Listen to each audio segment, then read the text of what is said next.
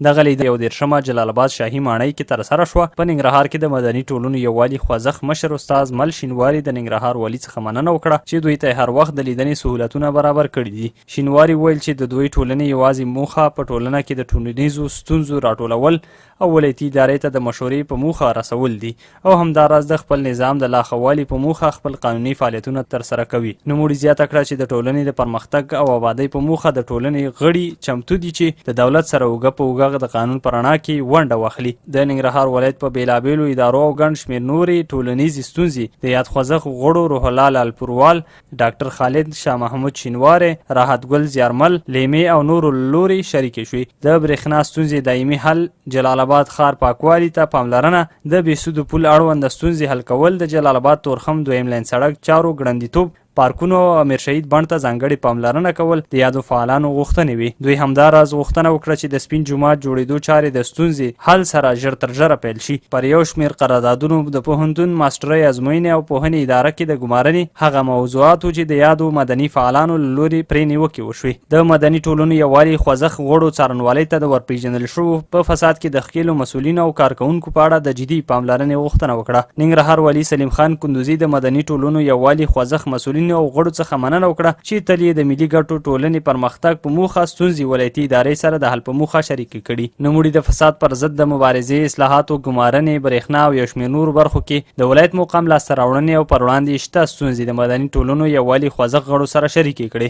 هغه ویل د برېښنا پروژه ولسي ده او پیدا شوې ستونزې د ولایتي ادارې په هڅو او ولسونو پر مټ حل او د بنیادي حل په موخه یې هڅې روانې دي. ننګرهار والي وایي د ښار پاکۍ او نظم لپاره یې د ښاروالۍ او ترافیکو مدیریت ته لارښوونه کړې چې نوي وسایل د ښار لپاره خریداري او ښار پاک وساتي. نوموړي زیاته کړه د تورخم جلال آباد او جلال آباد کابل دویم لین سړکونو چارې په عملي ډول دوام لري، خو د ځینو ستونزو له امله وخت ناوخته یې کارونه له ځنډ سره مخ کیږي.